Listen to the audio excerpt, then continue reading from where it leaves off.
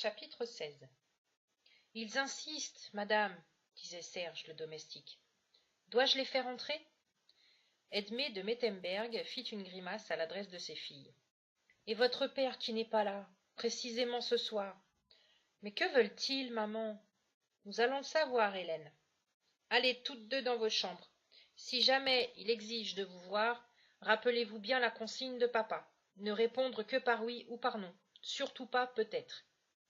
Comme sa sœur se levait en se tordant les mains, Thérèse prononça calmement.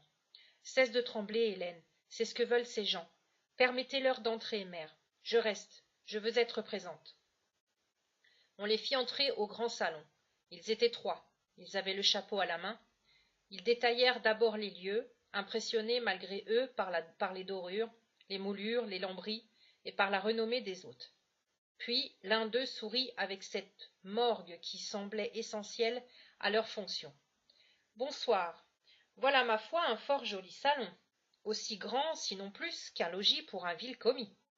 Les deux femmes gardèrent le silence. Seule la mère avait daigné répondre au salut par un mouvement sec de la tête.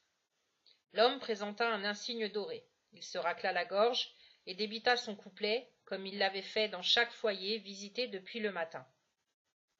Nous, commis aux publications, passons au nom du roi Boris III pour instruction du fait suivant.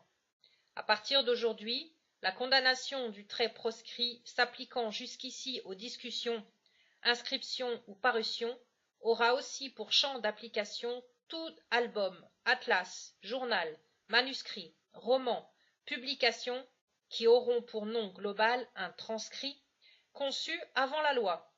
Ainsi, l'individu ayant sur lui ou à son logis, il s'arrêta et leva un doigt pour insister sur les derniers mots, ou à son logis, un susdit transcrit s'inscrira par fait hors la loi, infraction qui lui vaudra l'imputation d'un doigt. Par un bon vouloir du roi, la population a un sursis d'adaptation d'un mois, sursis donnant l'occasion à chacun d'assainir son logis du plus insignifiant transcrit. Tout transcrit brûlant la purification par combustion paraît la solution s'imposant. Le commis souffla, puis conclut. Au nom du roi, proclamation vos jours d'application. D'une moue, Edmé de Mettemberg fit mine d'apprécier. Un joli charabia. Chacun son goût, rétorqua l'autre. Pour moi, voilà du Poldovar parfait. Il donna un coup de coude à son collègue et désigna du menton la haute bibliothèque qui couvrait tout un mur. Oh, l'ami, vois là-bas. Tant d'atlas choisis, d'albums familiaux, 10 rayons supportant chacun au bas mot 20 transcrits sans prix. Tout ça disparaissant avant un mois par combustion. Attristant, non? Bah, ainsi la maison n'ira pas rafraîchir. Auprès du bois aujourd'hui. Les trois commis eurent un rire gras. On entendit alors la voix posée de Thérèse de Mettemberg. Je défends de penser que le feu végète chez les Mettemberg. Cette demeure recèle en réserve des stères et des stères d'essence mêlée. Chênes, hêtres, frênes, cèdres, même de l'ébène. Mère, ces gens s'étendent.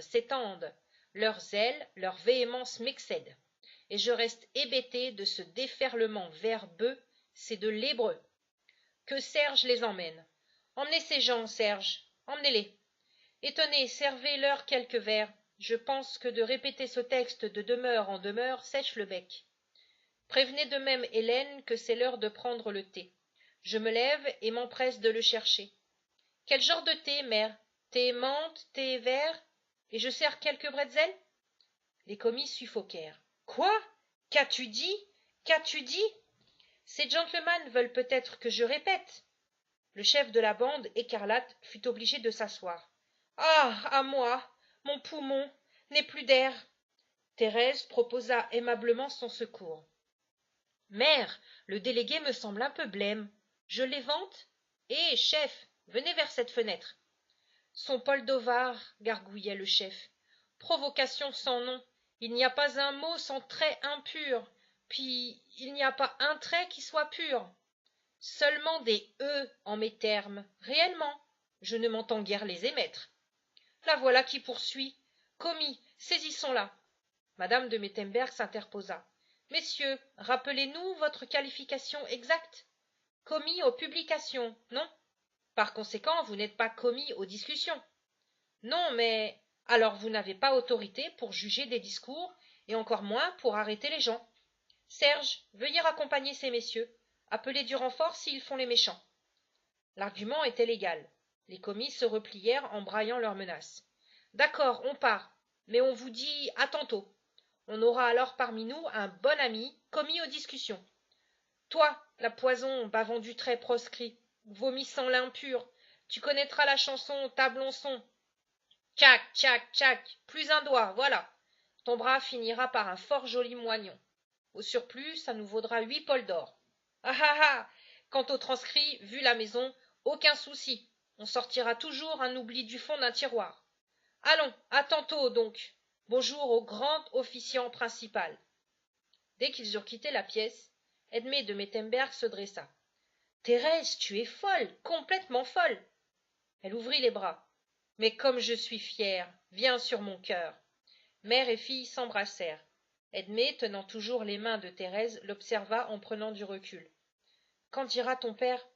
Sera-t-il vraiment surpris? Ma fille, je pressens quelque chose.